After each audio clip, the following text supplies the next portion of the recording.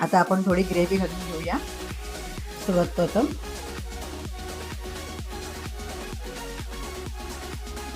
आता ग्रेव्ही टाकून घेतल्या तर राईस टाकूया.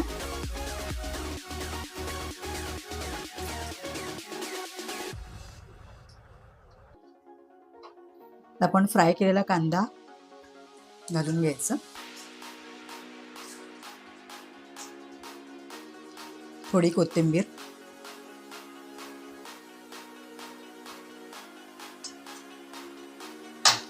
अशीच आता आपल्याला लेहर लावत जायचं. जसं पहिला थर लावला ना तशीच शेवटपर्यंत.